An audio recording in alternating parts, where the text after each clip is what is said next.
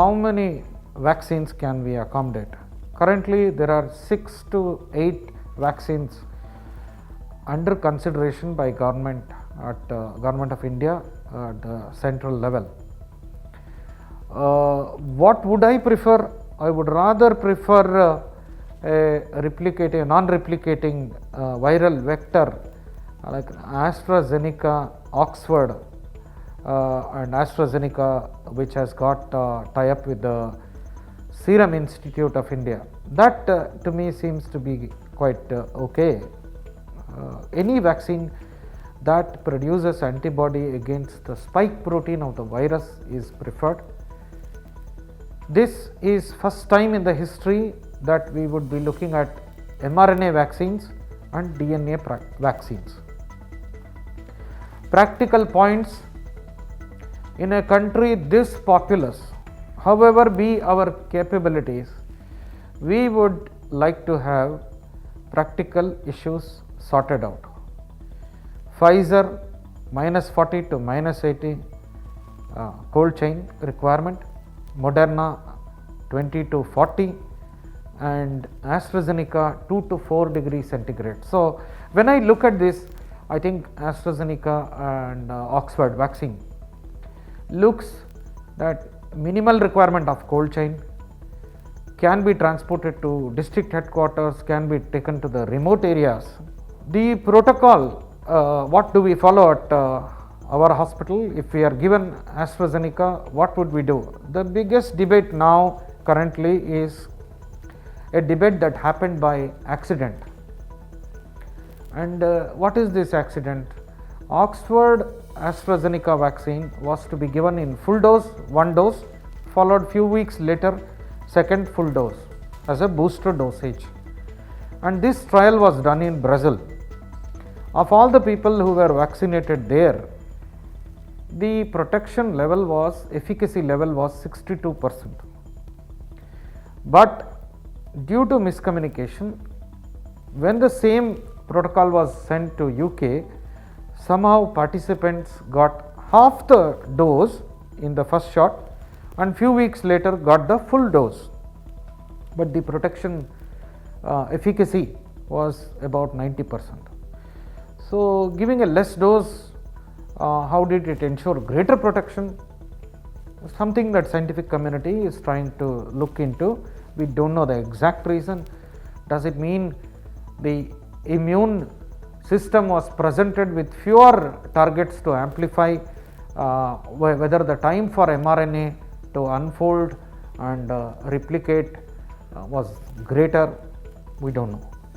Therefore, the protocol will finally depend upon what Drug Controller of India in conjunction with the Health Ministry will talk to us about, and the protocol will be followed to the core.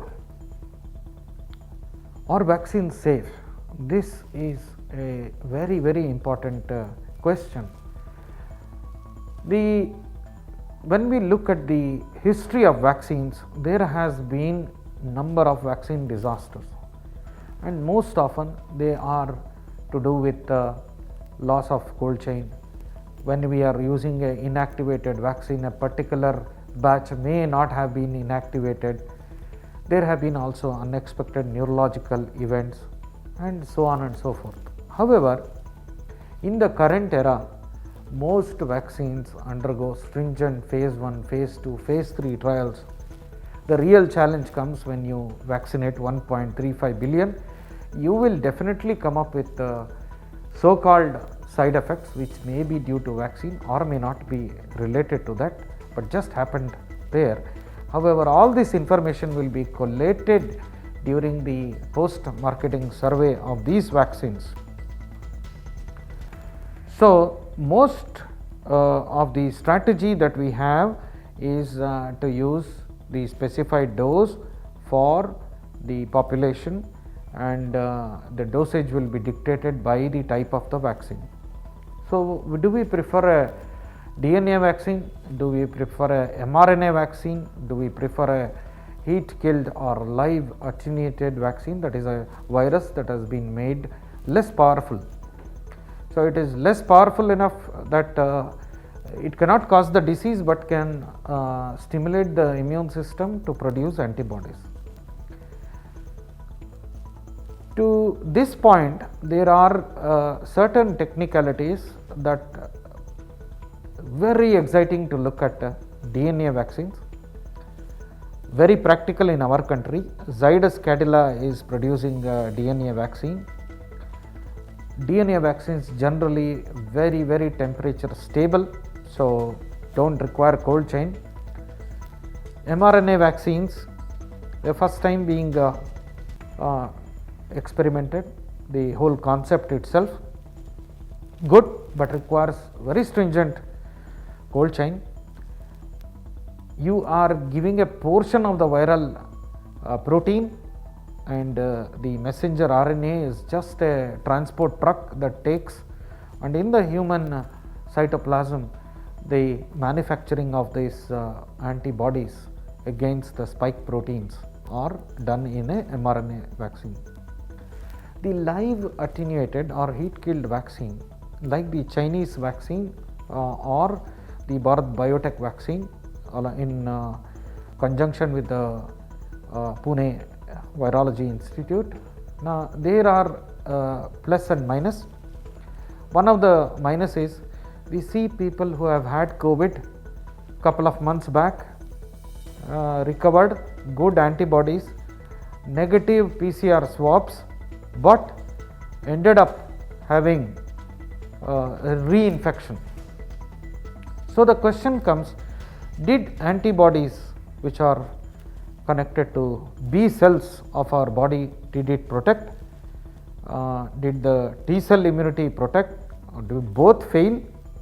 And if the natural infection itself does not protect, does a dead virus produce and stimulate such good amount of antibodies to protect? So there can be a technicality and the way we look at it. Hopefully, I think we will see 2 or 3 types of vaccines probably in the same timeline.